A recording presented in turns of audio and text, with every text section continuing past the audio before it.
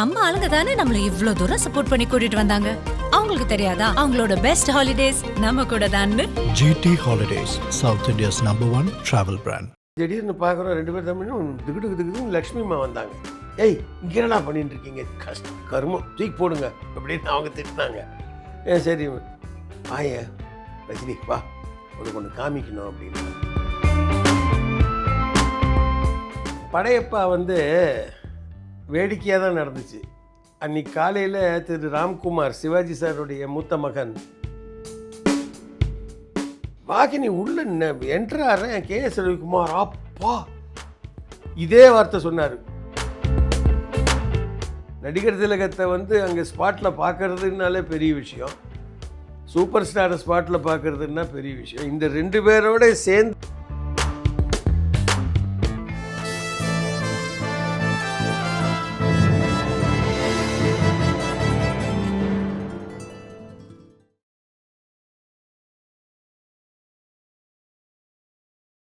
வணக்கம் சார். வணக்கம். நல்லா இருக்கீங்களா சார்? ஆண்டவன் அருள் ஃபர்ஸ்ட் கிளாஸாக இருக்கேன். படையப்பாவில் ரஜினி சாரோடையும் சிவாஜி சாரோடையும் சேர்ந்து ஒரு ஃப்ரேமில் இருக்கீங்க நீங்கள். அதோட எக்ஸ்பீரியன்ஸ் எப்படி இருந்தது? படையப்பா வேடிக்கையாக தான் நடந்துச்சு. அன்னைக்கு காலையில் திரு ராம்குமார் சிவாஜி சாருடைய மூத்த மகன் ஃபோன் பண்ணி, மோகன் நான் வாணி ஸ்டுடியோ வரைக்கும் போகிறேன், அப்பா படம் ரஜினியோட படம் சும்மா கூப்பிட்டாங்க, நான் போகிறேன் வரீங்களா அப்படின்னாரு. சரி வரேன் அப்படின்ட்டு நானும் அவருமா ஏறி அவர் வண்டியில் ஏறி வாகினி வரைக்கும் போயிட்டோம். வாகினி உள்ள என்ட்ராரு KS ரவிக்குமார் அப்பா இதே வார்த்தை சொன்னார். கும்பிட போன தெய்வம் குறுக்க வந்த மாதிரி இருக்குது அப்படின்னு. என்ன சார் சொல்கிறீங்க என்ன சார்? நான் மைண்டில் உங்களை வச்சுக்கிட்டு உங்கள் பேர் எனக்கு டக்குன்னு வராமல் நான் தடவிக்கிட்டு இருக்கேன். எனக்கு ஒரு வக்கீல் வேணும் மத்தியானம், நீங்கள் ஃப்ரீ தானே? ஃப்ரீ தான். இப்போ ஃப்ரீனா அப்படியே போய் ட்ரெஸ் போட்டுக்கோங்க சார். காலையில் நான் எழுந்து சேவ் கூட பண்ணல, உங்களை பார்க்கலாம் சார் அப்படின்னு வந்தேன். எனக்கு தெரியாது சார், நீங்கள் எதாவது பண்ணுங்க, நான் ஒரு வண்டி கொடுங்க நான் போய், ஏன்னா உங்களுக்கு ட்ரெஸ்ஸும் இருக்காது, எங்கிட்ட ஒயிட் அண்ட் ஒயிட் இருக்குது, கருப்பு கோட்டும் இருக்குது, நீங்கள் அங்கேயே மாத்திரம் கொடுங்கன்னு சொல்லிட்டு போய் அந்த அந்த படம் பூரா போட்டது எல்லாம் என் சொந்த ட்ரெஸ்ஸு. ஸோ உடனே வீட்டுக்கு போயிட்டு ராம்குமார்கிட்ட சொல்லிவிட்டு போயிட்டு ஒரு குயிக்காக ஒரு ஷேவ் பண்ணிட்டு ட்ரெஸ்ஸை போட்டு நடிக்க ஆரம்பித்து அது ஒரு நாள் ஒர்க்கு 1 2 3 4ன்னு ஒரு 3-4 நாள் வந்தது. மணிவண்ணன் இந்த காம்பினேஷனில் ஒரு சீனும் ரஜினி சார் ஒரு ஃபைட்டும் மணிவண்ணன் சார் அடிக்கிற மாதிரி, அப்புறம் மணிவண்ணனோட ஒரு சீனும் 3 நாள் 4 நாள் ஒர்க் பண்ணேன். நல்ல ட்ரெமெண்டஸ் அனுபவம். நடிகர் திலகத்தை அங்கே ஸ்பாட்டில் பார்க்கறதுனாலே பெரிய விஷயம், சூப்பர் ஸ்டாரை ஸ்பாட்டில் பார்க்கறதுன்னா பெரிய விஷயம். இந்த 2 பேரோட சேர்ந்து நின்று நானும் லக்ஷ்மி அம்மாவும் நிற்போம்னா அதுக்கு மணிவண்ணன் சாரும் இருந்தார். ரொம்ப ரொம்ப த்ரில்லிங் எக்ஸ்பீரியன்ஸ். என்னுடைய ஒர்க்கிங் எக்ஸ்பீரியன்ஸில் அது பல ஹை பாயிண்ட்ஸ் இருக்குன்னா இது ஒரு ஹை பாயிண்ட். அப்போது நான் சிகரெட் பிடிப்பேன், ரஜினி சாரும் பிடிப்பார். சிவாஜி சார் இருக்காருன்னு சொல்லிட்டு என்ன பண்ணுவோம், அந்த செட்டில் ஒரு பின்னால் ஓரமாக போயிட்டு தம் அடிச்சுன்னு இருப்போம். ஏன்னா வெளியே போனால் கூட்டம் அங்கே வந்துடும், ரஜினி சாரால் போக முடியாது. ஸோ பின்னால் போவோம். பின்னால் போகும்போது திடீர்னு பார்க்குறோம் 2 பேர் தமிழும் திகுதுன்னு லக்ஷ்மி அம்மா வந்தாங்க. ஏய் இங்கே என்னடா பண்ணிட்டு இருக்கீங்க, கருமம் தூக்கி போடுங்க அப்படின்னு அவங்க திட்டினாங்க. சரி வாய ரஜினி வா உனக்கு ஒன்று காமிக்கணும் அப்படின்னாங்க.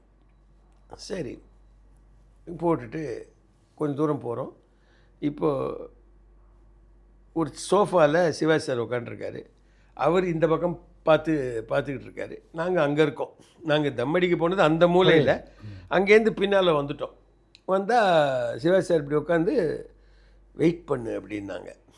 பார்த்தா ஒரு அசிஸ்டன்ட் டைரக்டர் ஒருத்தர் வந்தார், டயலாகு சொல்லு தம்பி அப்படின்னாரு. அவர் சொன்னார், இன்னொரு தடவை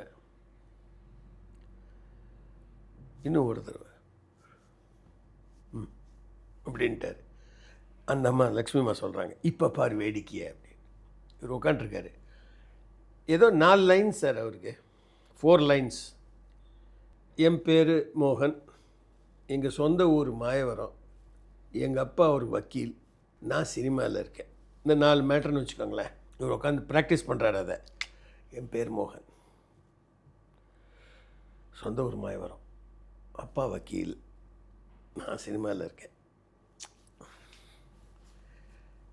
என் பேர் மோகன், சொந்த ஊர் மாயவரம், அப்பா வக்கீல், என்ன இறந்துட்டாரோ அந்த ஞாபகத்துக்கு அப்பா வக்கீல், நான் சினிமாவில் இருக்கேன்.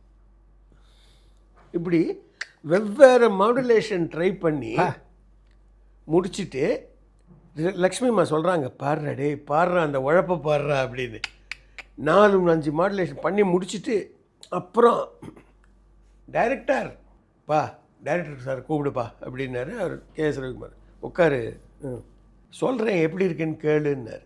4 லைனு இவர் அதை வெவ்வேறு மாடுலேஷனில் சொல்லி காமிக்கிறாரு, இதில் எது உனக்கு பிடிச்சிருக்குன்னு. ரவிக்குமார் சார் குசும்ப பாருங்க, அந்த என் பேர் மோகன் சொந்த ஊர் மாயவரம் வந்து ஃபர்ஸ்ட்டில் சொன்னீங்க பாருங்க, அது நல்லா இருக்கு. அப்பா வக்கீல் வந்து இந்த கடைசியில் சொன்னீங்களே அதில் நல்லா இருக்கு. நான் சினிமாவில் இருக்கேங்கிறது செகண்ட் சொன்னீங்களே அது நல்லா இருக்குன்னு. அப்படியா, இது இது கரெக்டாக இருக்கா? சரி டேக். இந்தம்மா சொல்கிறாங்க, 4 லைனுக்கு இந்த ஆள் பட்ட உழப்பை பார்த்தியா, நம்மளாம் பக்கமாக டைலாக் கொடுத்தா கூட சரி ரெடி டேக்கில் பார்த்துக்கலான்றோமே. அதனால தானே அந்த ஆள் வந்து 275 படத்தில் ஹீரோவாக நடிச்சிருக்காரு அப்படின்னு. உண்மைதான், உண்மை. நான் ரஜினி சார் 2 பேருமே ஸ்டண்டாக பார்த்துன்னு இருக்கோம். என்ன உழைப்பு, என்ன டெடிக்கேஷன். நம்ம வந்து ஒரு கொடுத்தா தெரிஞ்சது ஒரு மாடலேஷன். அதான் ரஜினி சார் ஆனால் அழகாக சொல்லிட்டார், நம்ம தான் ஸ்டாக் ஷாட் மாதிரி வச்சுருக்கோம், அதில் ஏதோ ஒன்று எடுத்து அவுத்து விடுவோம், அது ஓகே ஆகிடும்னு. நம்ம எல்லாருமே தானே. அவர் வந்து கிரியேட் பண்ணார் சார், புதுசாக கிரியேட் பண்ணார். பெரிய விஷயம். அது extraordinary experience working with such giants. அவ்வளோதான். பொன்னியின் செல்வன்ல அனிருத்தர பிரம்மராயருக்கு 8 மாசம் வளர்த்தேன்னு சொன்னீங்க சார், அதை பற்றி சொல்லுங்க சார். மணிரத்னம் சார் அவர் சினிமாவுக்கு வரத்துக்கு முன்னாலேருந்து, நான் முன்னாடிலேருந்து காலேஜ் ஃபைனல் இயர்லேருந்து ஃப்ரெண்ட்ஸ். எங்களுக்கு காமன் ஃப்ரெண்ட்ஸு நிறைய பேர் உண்டு. குறிப்பாக நம்ம மகேஷ்னு நம்மவர் படத்துக்கு அவர்லேருந்து நிறைய காமன் ஃப்ரெண்ட்ஸ். ஸோ நாங்கள்லாம் அப்போ அந்த காலத்தில் என்ன, சின்ன பசங்களுக்கு எங்களுக்கு ஒன்றும் பெரிய என்டர்டெயின்மெண்ட் கிடையாது. சாயங்காலம் ஆச்சுன்னா பீச்சுக்கு போய் உட்காந்து கடலை வாங்கி சாப்பிட்டு.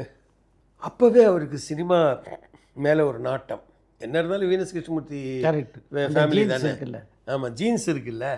ஸோ அப்போவே அவர் கதை சொல்லுவார், இந்த கதையை நான் படம் எடுக்கணும்னு. ஸோ மெதுவாக அவர் வந்துட்டார். வந்து நாயகன்லாம் எடுத்து ஒரு நேஷ்னல் லெவலில் இருக்கும்போது தான் நான் 1991 தானே சினிமாக்கு என்ட்ரி. ஸோ அப்போவே ஒரு தடவை எப்போ பார்க்கும்போது ஒரு படத்தில், உயிரேங்கிற படத்தில் அந்த காமெடியனுக்கு கூப்பிட்டு, மோகன் வாய்ஸ் டப்பிங் பேசுகிறியா அப்படின்னாரு.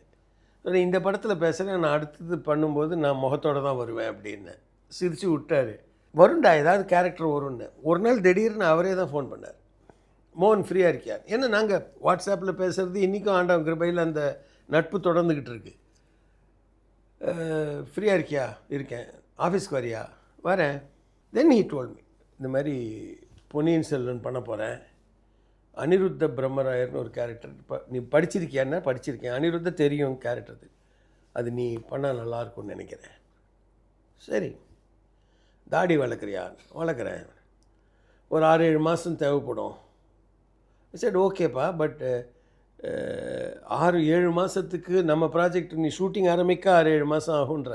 அது வரைக்கும் எனக்கு வாய்ப்பு வந்தால் நான் அந்த அரைதாடியிலே போகலாம் இல்லையான்னு போகலாம். பட் என் ஷூட்டிங் ஆரம்பித்து நான் அதை வந்து ஒரு பேட்டர்னாக வெட்டின பிறகு நீ அதை மெயின்டைன் பண்ணிக்கணும், அந்த கெட்டப்பில் போகக்கூடாது அப்படின்னு. சரி ஓகே, அது பண்ணல. ஸோ முடி வளர்த்தாச்சு. இது டிசம்பரில் முதல்ல வரும்னாங்க. டிசம்பர் மிஸ் ஆகி, இல்லை ஃபெப்ரவரியில் வருது. அவர் சொன்னது ஜூன்லேருந்து தாடி வளர்க்க ஆரம்பிச்சிட்டேன். June, July, August, September, October, November, December 7 மாதம். ஜனவரினார் 8, ஃபெப்ரவரினார் 9. ஃபெப்ரவரி எண்டில் டேட்டு ஜெய்ப்பூரோ ஜோத்பூரோ எங்கேயோ போகிறோம், எல்லாம் சொல்லியாச்சு. கோவிட் வந்துச்சு. கோவிட் வந்தோடனே எனக்கு என்ன பண்ணுறதுன்னு புரியல. வீட்டில் உட்காந்துட்டோம் எல்லோரும். கரெக்ட். நான் யோசித்தேன். அப்புறம் மணி ஃபோன்லேயே பேசினேன், மணி இது மாதிரி இருக்கே, தாடி வளர்ந்துகிட்டே இருக்கிற, வளரட்டுமே, என்னப்போ இப்போ நீ இப்போ இதை வெட்டி என்ன பண்ண போகிற அப்படின்னாரு. ஒன்றும் பண்ணலன்னு. கடைசியில் ரவீந்திரநாத் டாகோர் மாதிரி இவ்வளோ பெருசுக்கு இருந்தது சார். அப்புறம் போய் அவங்க அதை கொஞ்சம் ஷேப் பண்ணி எல்லாம் பண்ணி முடிச்சு ஷூட்டிங் முடிஞ்சு வந்துச்சு பாருங்கள். வந்தேன் வீட்டுக்கு, மெட்ராஸ் அங்கே ஹைதராபாத் ராமோஜிலேருந்து கிளம்பி வந்துட்டேன். உனக்கு ஓவர்னாரு. மனசுக்கு எங்கேயாவது மாறிட போகுதுன்னு சொல்லிட்டு கிடுகிடுன்னு போய் முதல்ல ஷேவ் பண்ணி கட் பண்ணிட்டீங்க. ஆமாம், எனக்கு மனசு மாதிரி இல்லைடா, ஒரு 2 ஷாட் விட்டு போச்சுன்னு சொன்னால் கூட இல்லை மணி சாரி தாடிட்டு நானாக மெசேஜ் அனுப்பிச்சேன். மணி நான் இப்போ போகிறேன் ஹேர் கட்டுக்கு, ஒன்றும் உனக்கு செகண்ட் தாட்ஸ் இல்லையே, என்ன தாட்ஸே இல்லை அப்படின்னாரு. சரி ரைட் படக்குன்னு. பட் எக்ஸ்ட்ராடினரி அனுபவம் சார். அதாவது அப்படி ஒரு ப்ரொடக்ஷனை நான் பார்த்தது இல்லைன்னு சொல்லலாம், மிகைப்படுத்தாமல் சொல்கிறேன். கோவிட் இருக்குது, பக்கத்தில் உட்காரக்கூடாதுங்கிற ரூல் இருக்குது. 4000-5000 ஜூனியர் ஆர்டிஸ்ட்டை வச்சு நாங்கள் அந்த கடைசி கிளைமேக்ஸ் எல்லாம் எடுத்தோம். 5000 பேர் சார். எவ்ரி மார்னிங் போய் செக்கப் பண்ணிக்கணும், உனக்கு கோவிட் இருக்கா இல்லையான்னு. ஆர்டிபிசிஆர் ஒரு வாரத்துக்கு ஒரு தடவை இந்த பிளட்டில் டெஸ்ட் எடுப்பாங்களே, ஐ மீன் இது எவ்ரிடே டெஸ்டிங். டெம்பரேச்சர் இருக்கா, காஃப் பண்ணு, இது பண்ணுன்னு எவ்ரிடே எவ்ரிபடி டெஸ்டட். ஆண்டவன் கிருபையில் அந்த மொத்தமாக நான் அட்லீஸ்ட் நான் ஒரு 25 நாள் இருந்தேன். அதில் ஒரு 10 நாளாவது மினிமம் 500 பேர் க்ரௌடோட ஒர்க் பண்ணியிருப்போம். ஒருத்தருக்கும் ஒரு வியாதியும் வரல சார். அது அந்த கல்கி கிருஷ்ணமூர்த்தி எழுதின பொன்னியின் செல்வனோ இல்லை அதே அந்த காவேரி அம்மாவுடைய ஆசையோ என்னவோ தெரியல, ஒருத்தருக்கும் ஒன்றும் வரல. எல்லோரும் கரெக்டாக பியூட்டிஃபுல்லாக முடித்தோம். அண்ட் அப்படி டைம் பண்ணி எடுத்தார் சார், அப்படி டைம் பண்ணி எடுத்தார். அவர் எப்போவுமே ஷெட்யூலிங்கோ ஷூட்டிங்கோ பார்த்தீங்கன்னா மெட்டிகுலஸ். ஆனால் அவருக்கு வேணுங்கிறது வர வரைக்கும் எடுத்துக்கிட்டே இருப்பார், சலிக்கவே மாட்டார். காலையில் நாங்கள் ஒரு 10-15 ஆர்டிஸ்ட் சார். நம்ம பார்த்திபன் சார், நான், சரத் சார், பிரபு ஜி, எல்லாம் ஆல் ஆஃப் அஸ்.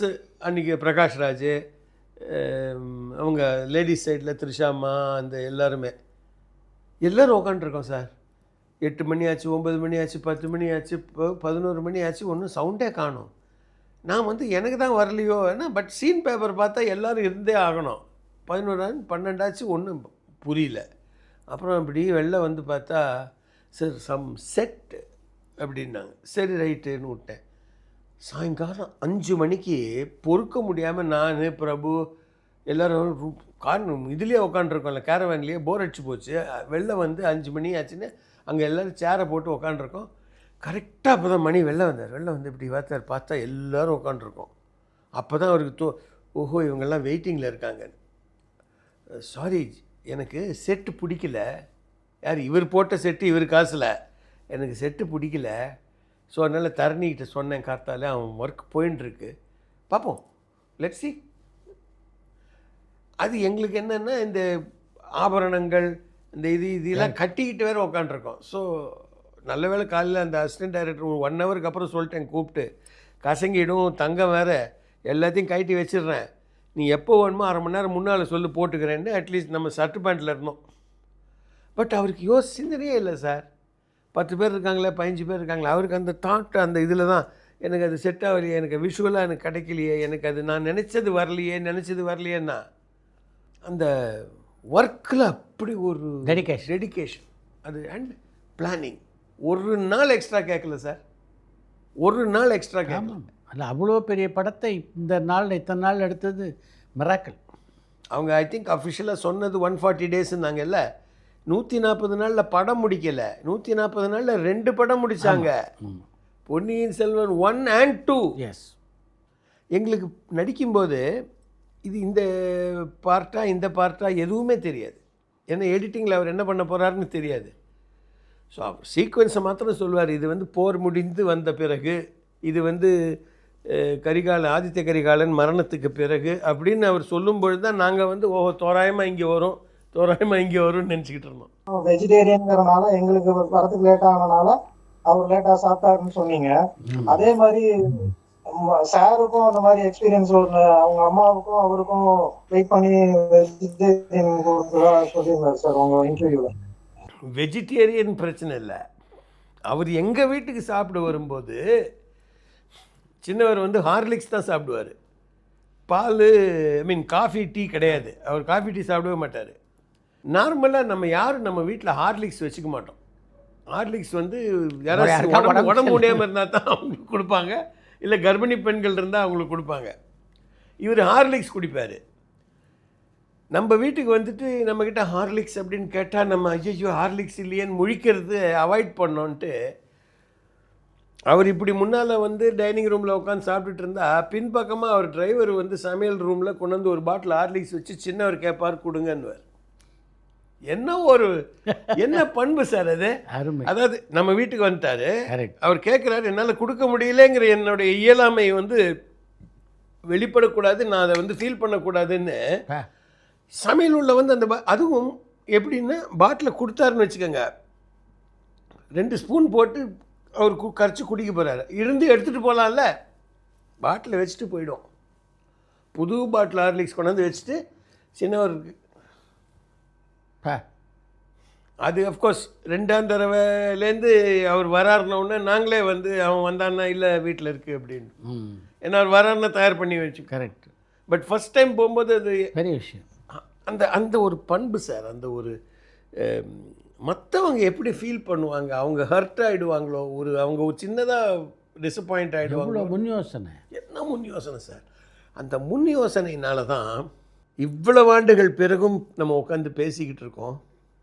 யாருக்கென்று அழுத போதும் தலைவனாகலாம், மனம் மனம் அது கோயிலாகலாம்னு கண்ணதாசன் எழுதின வரி எம்ஜிஆருக்கு போகிறோம். யாருக்கென்றாமோ அழுதார் சார் அவர். நீங்கள் சொன்ன மாதிரி அவர் இறந்து இத்தனை வருடங்கள் ஆகுது, ஆனாலும் still he lives in the hearts of the people.